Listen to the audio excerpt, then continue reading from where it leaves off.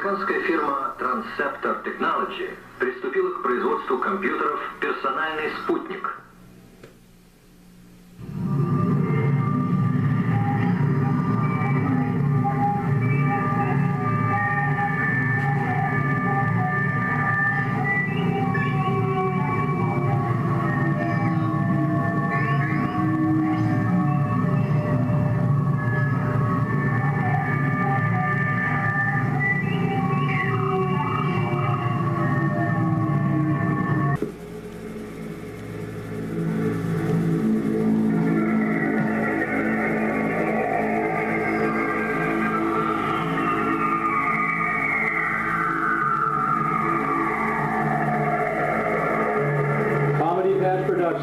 Proudly presents Space Alien Blackjack Dealer from Area 51.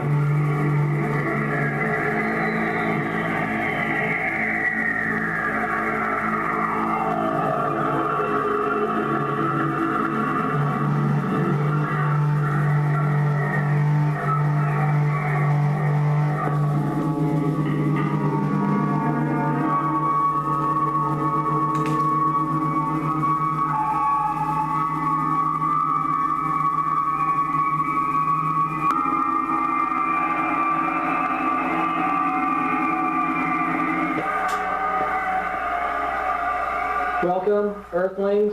I am Xenon 6, and I have traveled to Earth from the planet Velos in the Reptilian Galaxy. I can tell by the look on your faces, and because I am telepathic and can read your thoughts, I can sense that most of you are thinking the same thing. How did such a handsome space alien like yourself from another galaxy end up a blackjack dealer in Las Vegas? And the answer to that question is what I believe you humans refer to as really bad luck. The radio telescopes on my planet first detected life on Earth when our deep space frequency scans detected faint electromagnetic radio waves coming from this sector in the Milky Way galaxy. After analyzing these signals, we determined they were what you humans refer to as network broadcast television, like I Love Lucy, Mr. Ed, Green Acres, The Twilight Zone, and Star Trek. How curious these creatures are, we wonder. Who is Lucy? Why do they love her? What is with the whiny voice? And why is Ricky such a dick? Why is there a talking horse called Mr. Ed who speaks to humans? Why is a fat pig named Arnold Mr. Zippel's son? Do these creatures crossbreed? And what does Mr. McCoy mean when he says, "Damn it, Jim, I'm a doctor, not a hooker"?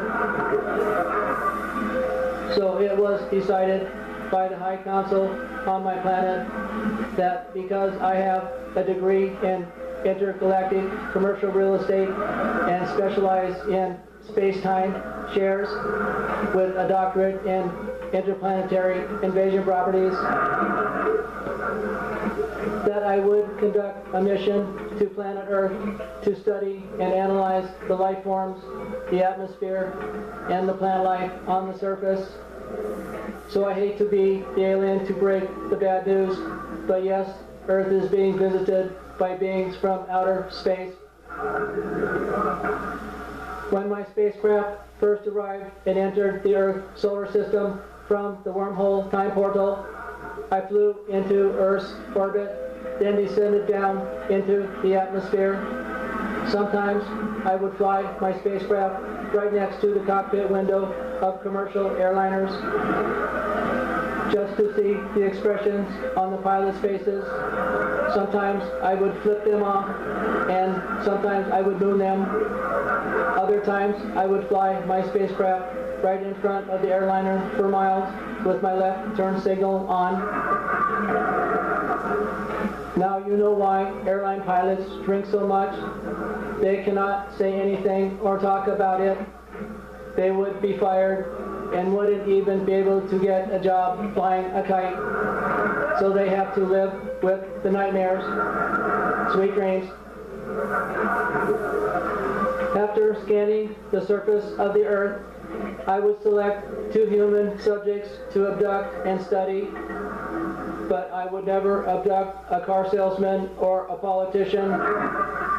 No matter how much serum you pump into them, you could never get them to tell the truth.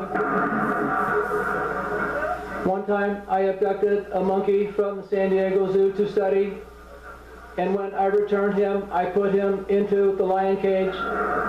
It can't be all work and no fun. While circling the earth before I would set down on the surface, I would realign the communication satellites in orbit around Earth to face my planet so we could get free HBO and Showtime. I finally set my ship down out in the desert just north of Las Vegas when I spotted some cattle.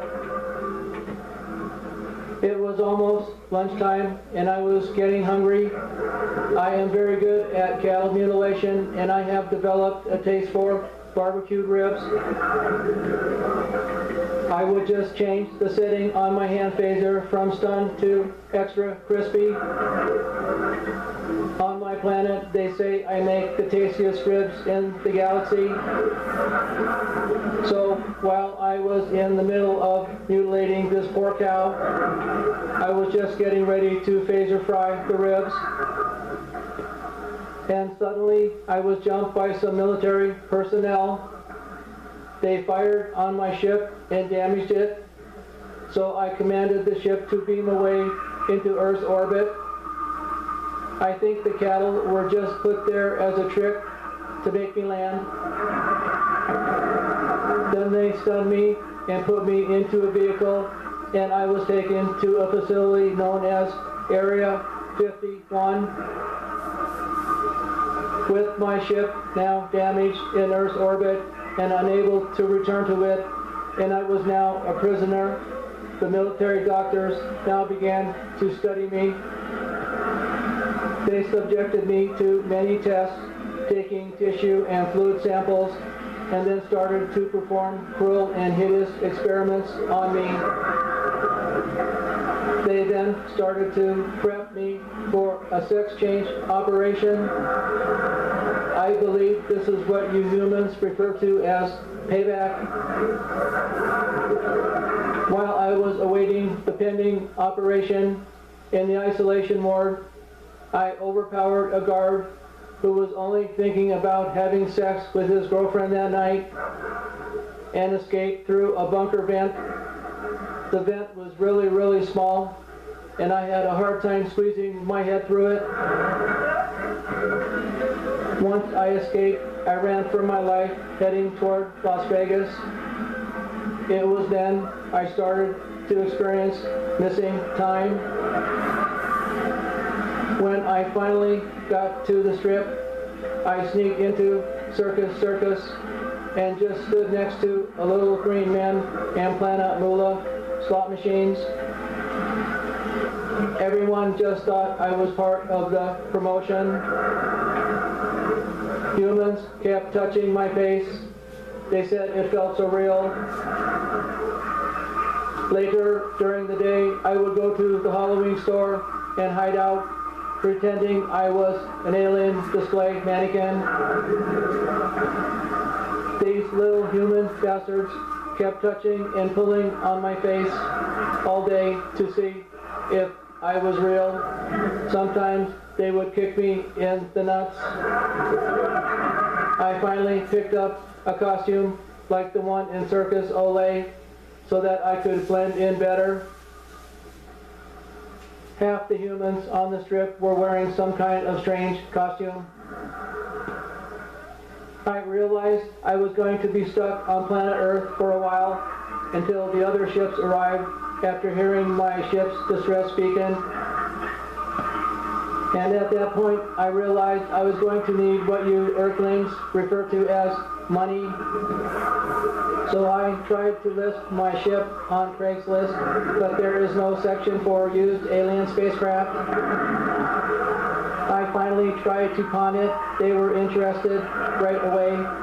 It was a model Star Cruiser LS with warp drive and ion thrust stabilizers. It gets great mileage, 186,000 miles per second in galaxies and 1 trillion miles per second in wormhole time portals. It comes with a 100 trillion mile bumper-to-bumper factory warranty. It has power seats and cruise control, and comes standard with asteroid impact airbags, both front and rear. It comes with an owner's manual, how to operate advanced alien spacecraft for dummies. It's not rocket science. But I did not have the title, and they said they would not be able to get insurance. By this time, being stuck on planet Earth with humans was really starting to bum me out. I was really starting to miss my primate back on my planet. Now she was just going to think that I was just another cheating bastard from the planet Bella, who was hardly home and gone for light years at a time. Before I went to dealer school, a human male approached me and asked me if I would like to make a couple of porno movies for some quick cash called Earth Girls Are Easy and Planet of the Cunts. In the movie, I was to play a space alien named Deep Space Nine. One of the human females opposite me in the movie said, "In this scene, I'm going to give you head." "No thanks," I replied. "I already have a head." I could see that she was growing 2 more large heads underneath her sweater. How clever these human females are. I believe they were spares in case she were to lose her mind. After that, I realized I was going to need a job, so I decided to go to theater school. And because I am telepathic and I could read human thoughts, after I graduated, I was hired right away by Planet Hollywood. It was not hard for me to get a green card or social security card. I just told them I was from France. I also have a night job. I graduated from the Cordon Bleu Culinary School, and my specialty is in culinary meat and cattle mutilation and barbecue. And because I am so good at it, I work at the beef brisket section in the buffet. It was hard for me to go to places and eat in restaurants. I can read all the human thoughts. One human female was wondering what it would be like to have my baby. It would not be hard to tell who the father was. When I had to use the restroom, I found out the hard way. I was supposed to use the men's room. I have never heard so many human females scream so loud. I was almost arrested. And when I am in the urinal in the men's room, all the human males are always trying to sneak a peek. I am really trying hard now to quit smoking, but with all this pressure now, having to work 2 jobs and having to file federal income taxes, plus trying to coordinate an impending rescue and invasion of Earth from my planet, I am really starting to feel homesick. My pit boss said I should try to relax and told me some useful human phrases I would be saying most of the time when I meet human females, like, "Do you come here often? Would you like a drink? You have nice tits and a great looking ass. Seriously, how much? Your place or mine? Not so hard, baby, a little softer. Who's your alien daddy? I will call you soon. And do you have a friend?" But there is really nothing left for me to learn on planet Earth. and I hope living with the humans does not dumb me down. I did have one offer to go on the Jerry Springer show, but I have to wait until they find a space alien female who is 500 pounds overweight and has a really bad attitude toward males.